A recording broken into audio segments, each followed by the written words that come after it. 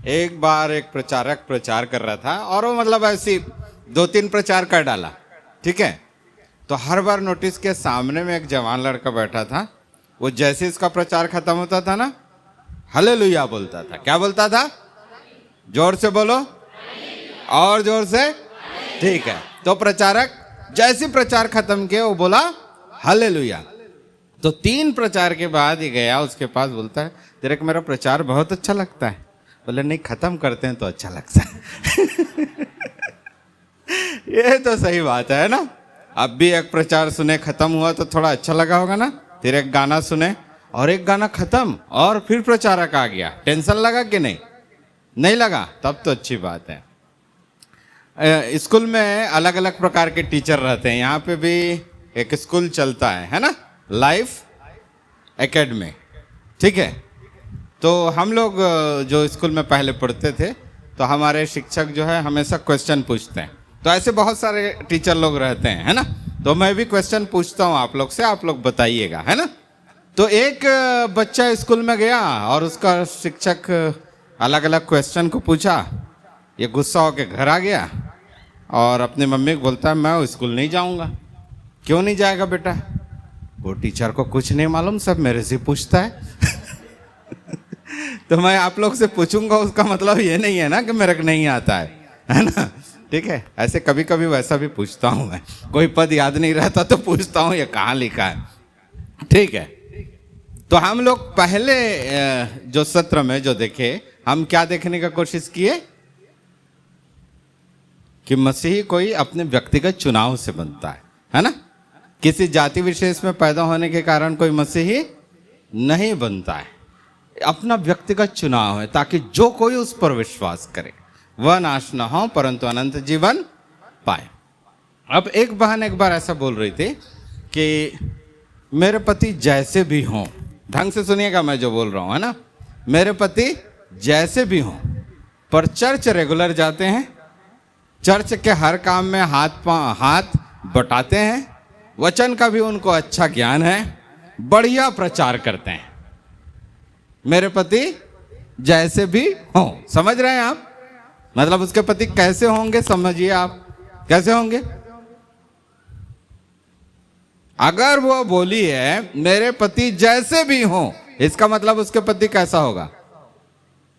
अरे बोलिए तो सही, आपके पति लोग के बारे में थोड़ी पूछ रहा हूं, उसके पति कैसे होंगे? जैसी बोले जैसे भी हो, इसका मतलब क्या है? उसका जीवन ज्यादा अच्छा नहीं था, है ना। पर उसकी पत्नी को संतुष्टि है, उसकी पत्नी खुश है। उसकी पत्नी बोलती है मेरे पति जैसे भी हो, चर्च रेगुलर जाते हैं, चर्च के हर काम में हाथ पाँव क्यों बोल रहा हूं मैं बार बार, चर्च के हर काम में हाथ बटाते हैं। ब्रदरन लोग पाँव थोड़ा ज्यादा अड़ाते हैं, इसलिए पाँव शायद आ जा रहा है मेरे मुंह में। तो हर काम में हाथ बटाते हैं और वचन का भी अच्छा ज्ञान है, प्रचार भी अच्छा करते हैं। तो कई लोग क्या है, ऐसे लोगों को अच्छा मसीह मानते हैं। मत्ती रचित सुसमाचार 7वां अध्याय 21 पद, मत्ती 7:21। जो मुझसे हे प्रभु कहता है उनमें से हर एक स्वर्ग के राज्य में प्रवेश न करेगा, परंतु वही जो मेरे स्वर्गीय पिता की इच्छा पर चलता है। आगे और पढ़िए। उस दिन बहुत से लोग मुझसे कहेंगे हे प्रभु, क्या हमने तेरे नाम से भविष्यवाणी नहीं की और तेरे नाम से दुष्ट आत्माओं को नहीं निकाला और तेरे नाम से बहुत से आश्चर्य कर्म नहीं किए? तब मैं उनसे खुलकर कह दूंगा मैंने तुमको कभी नहीं जाना, हे कुकर्म करने वालों मेरे पास से चले जाओ। ठीक है, तो यहां प्रभु यीशु मसीह सीधा बात कर रहे हैं। ये कुछ ऐसे लोगों के बारे में बता रहे हैं जो कहते हैं हे प्रभु। पर यीशु मसीह का क्या बोलना है? जो मुझसे हे प्रभु कहता है, बोलिए ना, आगे बोलिए। उनमें से हर एक स्वर्ग के राज्य में प्रवेश ना करेगा, ठीक है। तो प्रभु बोल रहे हैं, पर स्वर्ग जाएगा गारंटी नहीं है। यीशु मसीह फिर आगे बढ़ते हैं, कुछ दूसरे प्रकार के लोगों के बारे में बताते हैं। कैसे लोग हैं? उस दिन बहुत से लोग मुझसे कहेंगे हे प्रभु क्या हमने तेरे नाम से भविष्यवाणी नहीं की, तेरे नाम से दुष्ट आत्माओं को नहीं निकाला, तेरे नाम से लोगों को चंगा नहीं किया? बहुत से लोग कहेंगे, और मैं क्या कहूंगा उनसे, ये भी बताएं। क्या बोलूंगा? बोलते हैं यीशु मसीह, हे, बोलिए ना, आगे बोलिए, हे, जोर से बोलिए, हे कुकर्म। ये कुकर्म है क्या? दुष्ट आत्माओं को निकालना, भविष्यवाणी करना और रोगियों को चंगा करना, ये कुकर्म है क्या? कुकर्म किसको बोलते हैं? कुकर्म मतलब मालूम है? कुकर्म, कु उपसर्ग है। क्या है वो? कु उपसर्ग। और कर्म, कर्म मतलब काम, काम के पहले कु उपसर्ग जुड़ा है। तो कु मतलब क्या होता है? कु मतलब बुरा, सु मतलब अच्छा। हमेशा नहीं होता है ऐसा। एक बार एक ऐसी छोटा मोटा ज्ञान रखता था, कु मतलब बुरा, सु मतलब अच्छा। उसको बोले कि ठीक है मेरी बेटी के लिए एक लड़का देखना। बोलता हाँ चिंता मत करिए, मैं आपकी बेटी के लिए सुवर देखूंगा। तो हमेशा सु मतलब अच्छा नहीं होता है, ठीक है? हाँ, कु मतलब हमेशा बुरा नहीं होता है। पर यहाँ कुकर्म मतलब कुकर्म, गंदे काम, बुरे काम, है ना? और ये लोग बोल रहे हैं, ये लोग क्या बोल रहे हैं? क्या हमने तेरे नाम से ये बड़े बड़े काम नहीं किए? यीशु मसीह इंकार नहीं करते हैं। यीशु मसीह नहीं बोलते हैं कि तुमने कहाँ किए होंगे इन्होंने, है ना? इन्होंने भविष्यवाणी की होगी, इन्होंने दुष्ट आत्माओं को निकाला होगा और इन्होंने रोगियों को चंगा किया होगा। और किसके नाम से? यीशु के नाम से, दूसरे के नाम से नहीं। किसके नाम से? यीशु के नाम से। यीशु मसीह मना नहीं कर रहे हैं, पर यीशु मसीह बोलते हैं ये तो कुकर्म किया तुमने। ये क्या किया तुमने? कुकर्म। ये अच्छे काम नहीं है मेरे दृष्टि में। यीशु मसीह आगे बोलते हैं, हे कुकर्म करने वालों, मैं तुम्हें, आगे तो बोलो, मेरे पास से चले जाओ, मैं तुम्हें, जोर से बोलो ना यार, मैं तुम्हें नहीं जानता, मैं तुम्हें नहीं जानता। बड़ी बात बोल दी है यीशु मसीह। ये यीशु मसीह के नाम से काम कर रहे हैं। यीशु मसीह बोलते हैं मैं तुमको नहीं जानता। नहीं जानता का मतलब यहां का ज्ञान नहीं बोल रहे हैं, है ना? यीशु मसीह सब कुछ जानते हैं। मैं तुम्हें नहीं जानता का मतलब कोई रिश्ता मेरा और तुम्हारा नहीं है। तो काम तो बड़े बड़े हैं। तो ये लोग अगुवे लोग हैं, लीडर लोग हैं। जब दुनिया में रहे होंगे, बड़े बड़े काम किए हैं, दुनिया उसकी तारीफ की होगी, दुनिया ने बोला होगा वो पास्टर ये बड़ा भविष्यवाणी करता है, सुनामी आने से पहले उसी ने भविष्यवाणी की थी, ऐसा होने से पहले उसी ने बताया था। बड़ा बड़ा नाम, दुनिया में खूब नाम कमाया होगा। पर यीशु मसीह बोलते मैं नहीं जानता तुम लोग को, ठीक है? तो एक ग्रुप है जो कहता है हे प्रभु, हे प्रभु, प्रभु प्रभु बोल रहा है। यीशु मसीह बोलता है स्वर्ग राज्य में प्रवेश नहीं करेंगे। मतलब ये जो शुरुआत है ना, उद्धार पाने की शुरुआत, वो भी नहीं हुआ है उनका। प्रभु प्रभु बोलने से कोई उद्धार नहीं पाता। यीशु मसीह के कथन है तुम नहीं जाओगे स्वर्ग। फिर साथ ही साथ बड़े बड़े काम करना भी कोई सबूत नहीं है। उससे पहले के भाग में क्या लिखा है? यीशु मसीह क्या बोले मालूम? कोई भी निकम्मा पेड़ अच्छा फल नहीं लाता और अच्छा पेड़ बुरा फल नहीं लाता। तो यीशु मसीह किसके बारे में बात कर रहे हैं? यीशु मसीह फल के बारे में बात करते हैं। तुम किसी वृक्ष को किससे पहचानोगे? उसके फल से पहचानोगे, ठीक है? तुम किसी वृक्ष को उसके फल से पहचानोगे।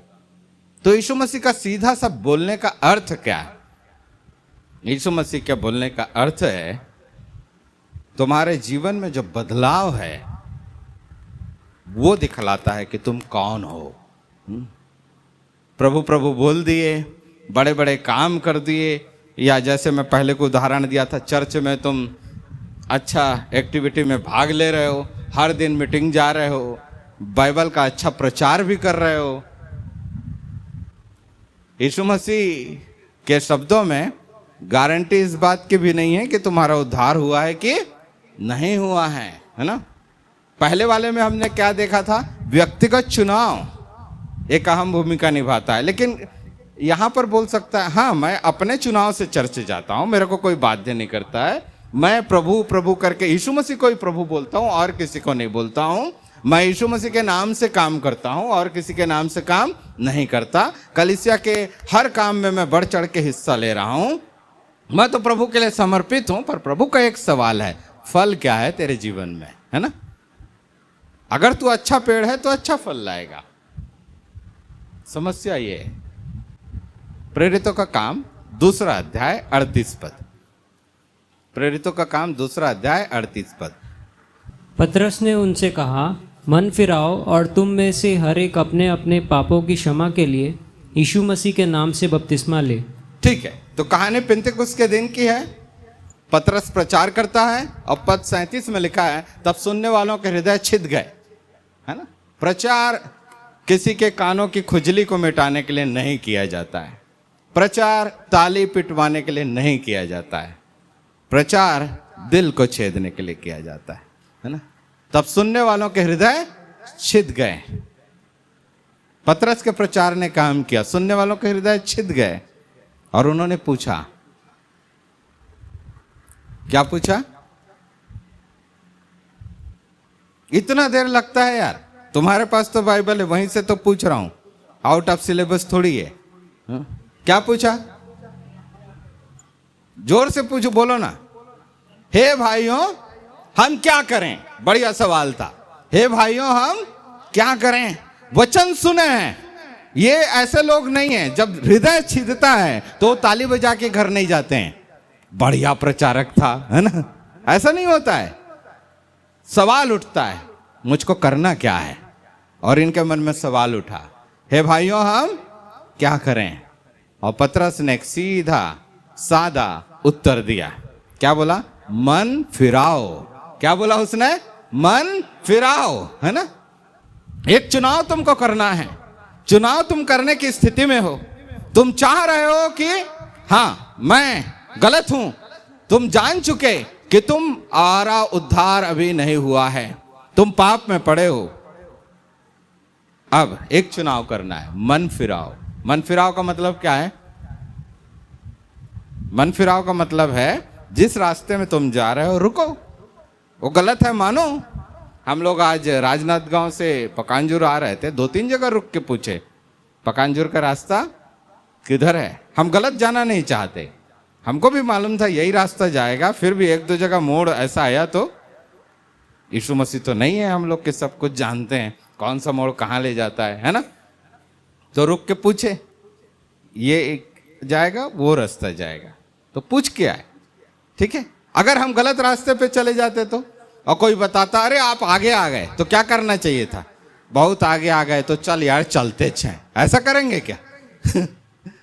नहीं ना, क्या करेंगे? अगर यह रास्ता गलत है वापस लौटेंगे, पछतावा होगा पर वापस लौटेंगे, है ना? उसी को बोलते हैं फिरना, लौटना। ठीक है, यू टर्न लेना। पतरस बोलता है मन फिराओ। अगर तुम मान चुके हो कि तुमने पाप किया है तो अब मन फिराओ, वापस लौटो, वही जिंदगी में तुम नहीं जा सकते फिर से। ठीक है, तो व्यक्तिगत चुनाव जब करते हैं तो वो सिंपल सा बात नहीं है। कौन कौन स्वर्ग जाना चाहता है? हाथ उठाओ। मैं भी जाना चाहता हूं। कौन नहीं जाना चाहता? शैतान को भी पूछो तो बोलेगा जाना चाहता हूं।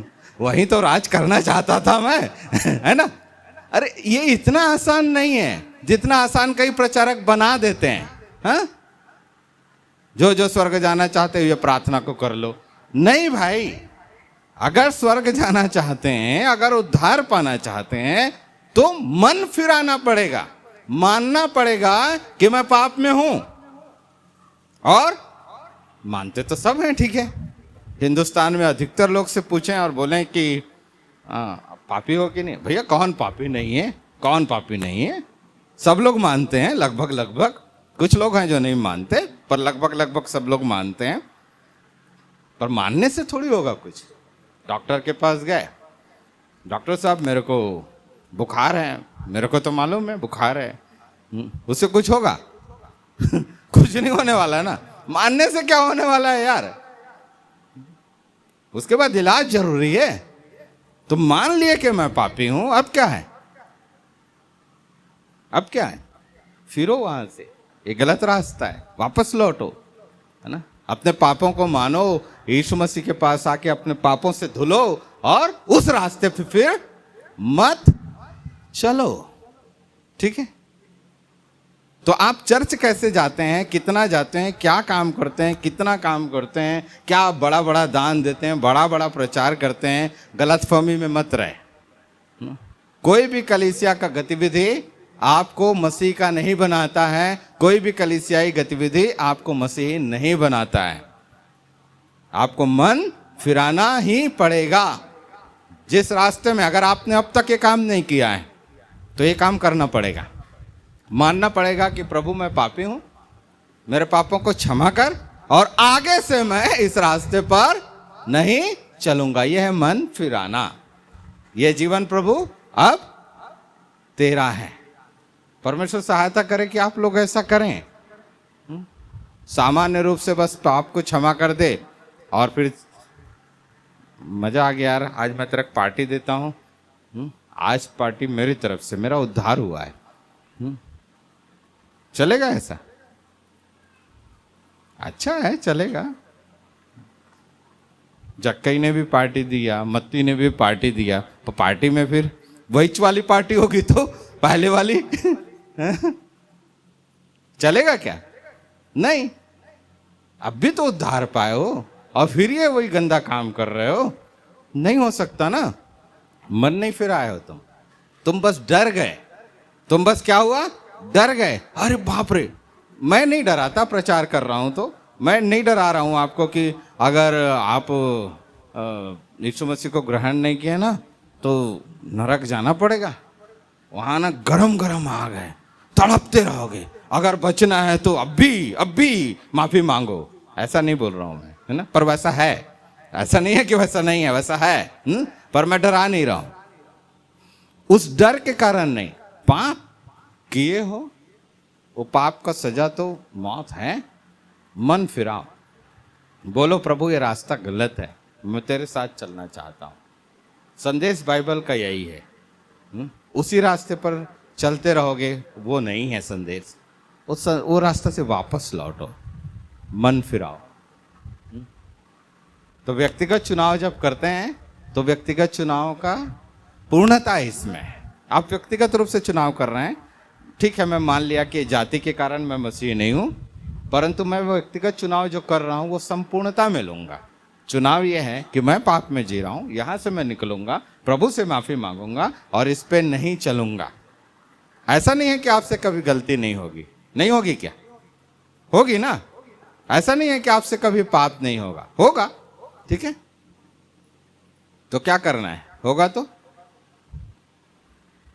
बारिश के दिन आप अच्छा कपड़ा पहन के निकले हैं, आप क्या करेंगे? इधर से गाड़ियां जाती हैं, उधर से गाड़ियां जाती हैं, क्या होता है, क्या होता है, क्या होता है? उधर से हाथ हिला के जो हाय बोलता है, उधर से हाय बोलता है, ऐसा क्या क्या आता है? चींटे आते हैं, है ना। तो आपको सावधान तो रहना ही पड़ेगा कि नहीं। ऐसी लापरवाही, अब भाई बारिश के दिन में तो गंदा होगा ही, दुनिया में है तो पाप तो होगा ही, ऐसे चलते हैं क्या? अरे थोड़ा बुद्धि तो तुमको भी है। बारिश है, इधर उधर से छींटे पड़ेंगे ना, तो तुमको तो बच के चलना पड़ेगा। दुनिया में हो, इधर गंदा पोस्टर लगा है, उधर गंदा गाना है, उधर से कुछ गंदे लोग हैं, बच के तो चलना पड़ेगा कि नहीं? चलना पड़ेगा ना। तो ये जिम्मेदारी तो निभाना पड़ेगा ना। लापरवाही की जिंदगी नहीं हो सकती है। ऐसे जगहों से दूर रहना पड़ेगा जहां मैं पाप में गिर सकता हूं। मोबाइल किसके पास नहीं है? है करके पूछना तो फालतू वाला सवाल होगा ना। किसके पास नहीं है?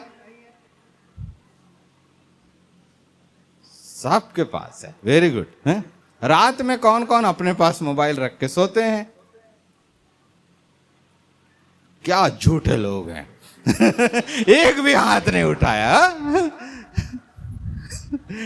अरे यार, मैं झूठे, अपने पापों को मानो नहीं नरक जाओगे। क्या कर रहे हो? ठीक है, बोल ये रहा हूं, अगर तुमको कुछ बुरी आदत है, बुरी चीज देखना चाहते हो, तो पहला काम क्या करो? अपने मोबाइल को दूर रखो। है ना। रात में कम से कम दूर रखो। रात में जब कोई तुमको नहीं देखता है तब तुम्हारे पास भरपूर चांस है, तो सावधानी बरतो। उस समय मोबाइल तुम्हारे पास मत हो, है ना। ठीक है, तो मसीह को ऐसे चलना है। पर मसीह से गलतियां होती हैं। बारिश में आप कितना भी सावधानी क्यों ना बरतें, कुछ ना कुछ इधर उधर से छींटा आ ही जाता है। आएगा तो क्या करोगे, क्या करोगे, साफ करोगे यार तुरंत, है ना। यही मसीह जीवन में करना है। आपसे पाप हो गया, यीशु मसीह का लहू हमें सब पापों से शुद्ध करता है, आज और हमेशा। पाप का क्षमा मांगिए, आगे बढ़िए, है ना। यूहन्ना क्या लिखता है, पहले यूहन्ना 2 अध्याय में, हे मेरे बालकों, मैं तुम्हें ये पत्र इसलिए लिखता हूं कि तुम पाप ना करो। हे मेरे बालकों, मैं तुम्हें ये बातें इसलिए लिखता हूं कि तुम पाप ना करो। पहली शिक्षा तो यही है, तुम पाप ना करो। पाप तो होते ही रहेगा, ऐसा टीचिंग बाइबल नहीं देता है कि तुम पाप ना करो। पर आगे क्या लिखता है मालूम, और यदि कोई पाप करे, है ना, वो जानता है पाप नहीं करने की शिक्षा है, पर संभावना है कि पाप होगा। और यदि कोई पाप करे तो क्या लिखा है, तो हमारे पास एक सहायक है ना, एक एडवोकेट है, एक सहायक है जो मदद करेगा। एडवोकेट की जरूरत कब पड़ती है, जब हम कुछ गलत करते हैं तो एडवोकेट के पास जाएंगे, वो हमारा मुकदमा लड़ेगा, जज के पास बोलेगा, जज साहब ये है, ऐसा है, वैसा है, और फिर बात वहां पर वो हमारे लिए ठीक करेगा। हमारा एक एडवोकेट है, वो एक बार का एडवोकेट नहीं है, वो हमेशा का एडवोकेट है, यीशु मसीह। जब भी पाप करो उसके पास जाओ। पिता के पास हमारा एक सहायक है, अर्थात धर्मी यीशु मसीह, और राइचस जज है और राइचस एडवोकेट है। मसीहियों का जीवन ऐसा होना चाहिए। ऐसा जीवन जब जीते हैं ना, तब हम बोल सकते हैं हम परमेश्वर के बच्चे हैं। ठीक है, पाप हमको दुखी करना चाहिए। जब बहुत आसानी के साथ हम बोलते हैं ना, किससे नहीं होता है पाप, तो जा मर तेरा कुछ नहीं हो सकता, फिर कुछ नहीं हो सकता ऐसे लोग का, जो हर चीज को मतलब ऐसा लेता है। अरे यार, आम जिंदगी में तो कभी कुछ नहीं बोलते हो। हाँ, आम जिंदगी में कुछ भी गलत होता है तो दुखी हो जाते हैं, है ना। चलते हुए गिर गए, दुख लगता है कि नहीं, कौन नहीं गिरता है चलते हुए, वाह, ऐसा थोड़ी बोलते हैं, दुख लगता है। तो पाप करते हैं तो क्या होना चाहिए, दुख लगना चाहिए, वो मसीही का पहचान है। ठीक है, अब सबसे पहले मसीही शब्द कहां पर आया है बाइबल में, किसी को मालूम है? कुछ बोलते च नहीं यार। मसीही शब्द सबसे पहले कहां पे आया है, हाथ तो उठा दो कम से कम अगर आपको मालूम है तो। अरे वो पीछे में शैलेंद्र हाथ उठाया, हाँ शैलेंद्र, 11 का 36 26, ठीक है। प्रेरितों का काम 11 का 26, पढ़िएगा, प्रेरितों का काम 11 का 26। जब वह उससे मिला तो उसे अंताकिया लाया, और ऐसा हुआ कि वे 1 वर्ष तक कलीसिया के साथ मिलते और बहुत लोगों को उपदेश देते रहे, और चेले सबसे पहले अंताकिया ही में मसीही कहलाए। चेले सबसे पहले अंताकिया ही में मसीही कहलाए। ठीक है, तो मसीही शब्द सबसे पहले बार वहां पे आया है। किन लोगों को मसीही बोला गया, किन लोगों को? चेलों को। ठीक है, तो मैं मसीही हूं कि नहीं हूं जानना है तो परखना क्या पड़ेगा, मैं चेला हूं कि नहीं हूं। ठीक है, सच्ची शिष्यता, यही हमारा विषय है, सच्ची शिष्यता। शिष्यता मतलब चेलापन। ठीक है, मैं चेला हूं कि नहीं हूं। अगर मैं चेला हूं तब तो मैं मसीही हूं, चेला नहीं हूं तो मैं मसीही नहीं हूं। मत्ती 28:18 से 20 पढ़ेंगे। ठीक है, वो भाग को महान आज्ञा के रूप में जाना जाता है, द ग्रेट कमीशन। मत्ती 28:18 से 20। यीशु ने उनके पास आकर कहा, स्वर्ग और पृथ्वी का सारा अधिकार मुझे दिया गया है, इसलिए तुम जाओ। ठीक है, ढंग से सुनना, अभी मैं क्वेश्चन पूछूंगा, ठीक है? पढ़ना और ढंग से बाइबल को पढ़ना, ठीक है? स्वर्ग और पृथ्वी का सारा अधिकार मुझे दिया गया है, इसलिए तुम जाओ, सब जातियों के लोगों को चेला बनाओ और उन्हें पिता और पुत्र और पवित्र आत्मा के नाम से बपतिस्मा दो, और उन्हें सब बातें जो मैंने तुम्हें आज्ञा दी है मानना सिखाओ, और देखो मैं जगत के अंत तक सदा तुम्हारे संग हूँ। ठीक है, बहुत धन्यवाद।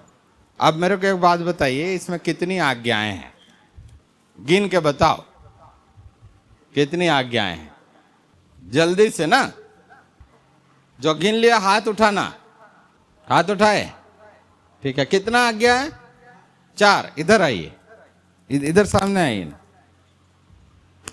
4 और 4 वाले कितने हैं? 4। ठीक है, 4 और 4 वाले, ये क्या है? तो 3। अरे कोई तो बोलो, ये 4 बोले, वो भी भाई 4 बोले, तुम लोग कितना बोलते हो बहन लोग? कुछ नहीं। 4 हो गया वो। 4 है बोल रहे हैं, ठीक है। सही है क्या? 4 है? 4 वाले हाथ तो उठा दो। अच्छा, 3-4 हाथ ही उठता है। तू बता ना, हंस रहा है, बता कितना है? हाँ, ये बालोद से आया है। हाँ बता कितना है? हाँ 3 है। हाँ ना इधर। ये 4 बोल रहे हैं बड़े आदमी, तू इज्जत नहीं करता, 3 बोलता है। हाँ चलो ठीक है, 3। ये 4 हो गया। 3। 2 वाले कौन है? 2 वाले 2। अच्छा आ जाइए। वाह, 4 3 2, वाह क्या बात है, एक ही बाइबल। आइए आइए। 4 3 2। एक वाले उधर हैं, बढ़िया। 5 उंगली दिखा के एक बोलता है। इधर आ जाइए। ठीक है, 4 आज्ञा आप बताइए, कौन कौन सी आज्ञा है? 4। पहली आज्ञा, हाँ बोलिए। तुम जाओ, और दूसरी आज्ञा है सब जातियों के लोगों को चेला बनाओ, और तीसरी आज्ञा है उन्हें पिता और पुत्र और पवित्र आत्मा के नाम से बपतिस्मा दो, और चौथी आज्ञा है जो सब बातें जो मैंने तुम्हें आज्ञा दी है मानना सिखाओ। 4 आज्ञा भाई बताया, आप बैठ जाइए। तेरा 3 था, 5 हो गया। अरे जग्गा जा भाई, तेरे पापा मारेंगे बेटा तेरे को। हाँ कौन सा 5 है? इसलिए तुम जाओ, सब जातियों के लोगों को चेला बनाओ, उन्हें पिता और पुत्र और पवित्र आत्मा के नाम से बपतिस्मा दो। ठीक है, कितना हो गया? 3। हाँ, और उन्हें सब बातें जो मैंने तुम्हें आज्ञा दी है मानना सिखाओ। 4। देखो मैं जगत के अंत तक सदा तुम्हारे संग रहूंगा। तो ये संग रहूंगा आज्ञा है? नहीं। कौन गुरुजी पढ़ाया रे तेरे को? कोदो देख के पास हुआ है? हैं? 4 है ना? ये भी 4 बोल रहा है ना? 2 बोले ना? कौन कौन सा 2?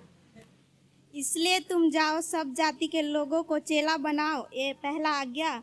उसके बाद दूसरा आज्ञा, और उन्हें पिता और पुत्र और पवित्र आत्मा के नाम से बपतिस्मा दो, ये दूसरा आज्ञा। मानना सिखाओ। इधर यही बात को उसके बाद और उन्हें सब बातें जो मैंने तुम्हें आज्ञा दी है मानना सिखाओ, और देखो मैं जगत के वो अंत है कि नहीं है? नहीं है, वो नहीं है, वो मन नहीं किया, नहीं है वो वाला। ठीक है। अच्छा, 4 फिर 3। अगर मैं बोलता हूं, ठीक है, तेरा नाम क्या है? भूल गया मैं तेरा नाम। धनंजय। धनंजय, धनंजय जा और 1 किलो शक्कर ला। कितनी आज्ञा है? 2 है ना? जा ला 2 है, सही में 3 है। तू 3 ही चाह रहे। सही में 2 आज्ञा है क्या?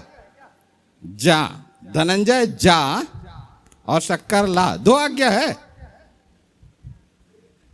दो है क्या? अरे लाने किस तो है भाई, शक्कर लाने का बस तो बोल रहा हूं ना, हाँ कि नहीं? तो इसमें कहां से? इसलिए तुम जाओ, जाने का एक आज्ञा। ये क्या है? एक ही आज्ञा है भाई, चेला बनाने की आज्ञा है। बाकी सब चीज कैसे करके बनाना है वो है ना? ए धनंजय, तुम मेरा गाड़ी उठा बेटा, जा और शक्कर लेके आ। 3 हो गया ना? पहले जाना, गाड़ी उठाना है, फिर जाना है, फिर शक्कर लाना है। ऐसा नहीं है, शक्कर लाने की बस आज्ञा है ना? चेला बनाने की बस आज्ञा है, और कोई आज्ञा नहीं है। ठीक है? बाकी सब क्या है? बाकी सब प्रोसेस है, प्रक्रिया है ना? चेले कैसे बनाते हैं? और जानकारी के लिए बताऊं, जाओ करके तो जो है वो आज्ञा भी नहीं है, वो कुछ नहीं है। वो तो बोल रहा है कि जाते हुए तुमको जो काम करना है ये काम करना है। अभी वो लोग जैतून पहाड़ पे थे, वापस जाएंगे वो लोग। ठीक है? कहाँ जाएंगे?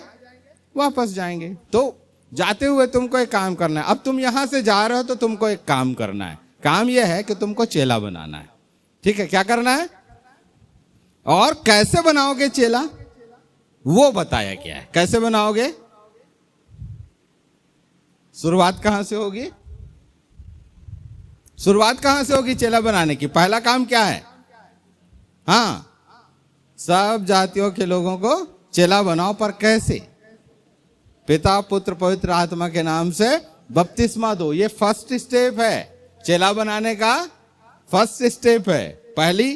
पहली क्रिया है। एक ही आज्ञा है चेला बनाने की, पर बनाते कैसे हैं? पहले हम करते हैं, उनको बपतिस्मा देते हैं। ठीक है? पर बपतिस्मा किसको देते हैं? क्या इसका मतलब यह है कि किसी को भी पकड़ो और डुबो दो? बपतिस्मा किसको देते हैं? फिर से आओ, प्रेरितों का काम 2 अध्याय और 38 पद। प्रेरितों का काम 2 का 38। पतरस ने उनसे कहा, मन फिराओ और तुम में से हर एक अपने अपने पापों की क्षमा के लिए यीशु मसीह के नाम से बपतिस्मा ले। ठीक है? तो बपतिस्मा से पहले क्या आता है? मन फिराना। वही मैं अभी बताया। ठीक है? बिना मन फिराए बपतिस्मा नहीं होता है। पानी में डूबना बपतिस्मा नहीं है। ठीक है? जब तक मन नहीं फिराए पानी में डूबने का कोई मतलब नहीं है। कई ईसाई लोग बोलते हैं मेरा बपतिस्मा हो गया, तो प्रभु को ग्रहण किया क्या भाई? उद्धार पाया है क्या? बपतिस्मा मेरा 3 साल पहले हो गया। अरे नहीं भाई, मन फिराने के बाद बपतिस्मा। ठीक है? और मन कैसे फिराते हैं? रोमी 10 का 17। रोमी 10 का 17। विश्वास सुनने से और सुनना मसीह के वचन से होता है ना? जब तक मसीह का वचन का प्रचार नहीं होता है तब तक कुछ नहीं होता है। तो चेला बनाने की प्रक्रिया शुरू कहां से होती है? वचन के प्रचार से। लोग सुनते हैं और जो सुनकर विश्वास करते हैं, हाँ मैं पापी हूं और यहां एक उद्धार करता है, मैं अपने पापों को छोड़ूंगा, मैं इसके पीछे चलूंगा, और तब वो बपतिस्मा लेता है। तो ये पहली प्रक्रिया है ना? चेला बनने की पहली प्रक्रिया ये है, बपतिस्मा लेना। उसके बाद खत्म क्या? बपतिस्मा ले लिए, खत्म कहानी? नहीं नहीं नहीं नहीं, वहां से कहानी शुरू होती है ना? खत्म नहीं होती, वहां से कहानी शुरू होती है। यीशु मसीह ने क्या बोला? उन्हें पिता पुत्र पवित्र आत्मा के नाम से बपतिस्मा दो, और उन्हें, किन लोगों को? जिनको तुमने बपतिस्मा दिया है उन लोगों को, और उन्हें सब बातें, कितनी बातें?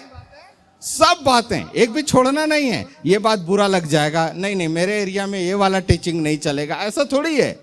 उन्हें सब बातें, कौन सी सब बातें? तुम्हारे मन में जितनी भरी पड़ी है वो सब बातें नहीं, उन्हें सब बातें जो मैंने तुम्हें, कुछ भी बोलते हैं, बाइबल तो रखा है तो पढ़ ना, बाइबल को तो पढ़। सब बातें जो मैंने तुम्हें आज्ञा दी है ना? सब बातें जो मैंने तुम्हें आज्ञा दी है। तो अपने मर्जी से कोई बात नहीं सिखाना है भाई, हैं? यीशु मसीह ने जो सिखाया है उन्हीं बातों को प्रेरितों ने हमको सिखाया। ठीक है? क्योंकि उन्होंने यीशु मसीह की आज्ञा का पालन किया, जो बातें उन्होंने सीखी थी उसको हम तक पहुंचाया। तो कोई भी बात नहीं सिखाना है, जो बातें यीशु मसीह ने सिखाई है। और कितनी बातें? जितनी बातें उसने सिखाई है। ठीक है? अब क्या करना है? उसको सिखा देना है, लिखा है? नहीं। क्या लिखा है?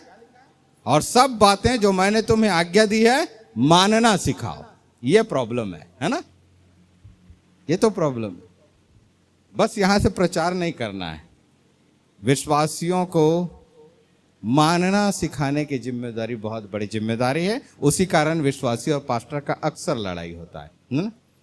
आप पाप में जी रहे हैं, आपका पास्टर आता है, ये क्या कर रहे हो, आप बुरा मानते हो, पर वो यीशु मसीह का कहना मान रहा है, आपको मानना सिखा रहा है। ठीक है, प्रचार करके बस छोड़ दिया, ऐसे नहीं, मानना सिखाना है। ठीक है, तो चेला बनाने की पूरी प्रक्रिया ये है, और ये काम बहुत मुश्किल है। मैं किसी विश्वासी को बदल ही नहीं सकता, बहुत मुश्किल काम है। इसलिए यीशु मसीह आखिरी में बोले, और देखो जगत के अंत तक मैं सदैव तुम्हारे संग हूं, मैं हूं ना, तुम चिंता मत करो। बदलेंगे लोग, बदलेंगे लोग, ऐसा नहीं है नहीं बदलेंगे। आज मैं और अर्पण आ रहे थे तभी मैं बताया, एक प्रचारक मित्र ने मेरे से कहा था, प्रचार करने का कोई फायदा नहीं है भाई, एक कान से सुनते हैं दूसरे कान से निकाल देते हैं। पर मैं नहीं मानता ऐसा, क्योंकि यीशु मसीह जगत के अंत तक सदैव हमारे संग है। अगर चेला बनाने की प्रक्रिया में हम आगे बढ़ते हैं, यीशु मसीह हमारे संग है। हम यीशु मसीह की बातों को लेते हैं, सारी बातों को सिखाते हैं, मानो इसको करके पीछे पड़ते हैं।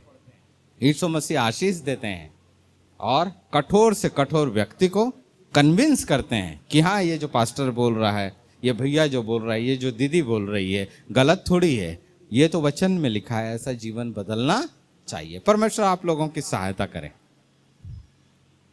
मसीह वो हैं जो चेले हैं, और चेले वो हैं जिन्होंने पापों से मन फिराया है, बपतिस्मा लिया है, डिसीजन लेके, हाँ प्रभु मैं तेरे रास्ते पर चलूंगा, प्रभु की सारी आज्ञाओं को देखते हैं और उसको मानने का संकल्प लेते हैं। मैं मानूंगा और प्रभु मेरे संग है, वो मेरे को मानने में मदद करेगा, सिखाने वाले की सहायता करेगा, सीखने वाले की सहायता करेगा। हम प्रभु के दम पर जीतते हैं, है ना।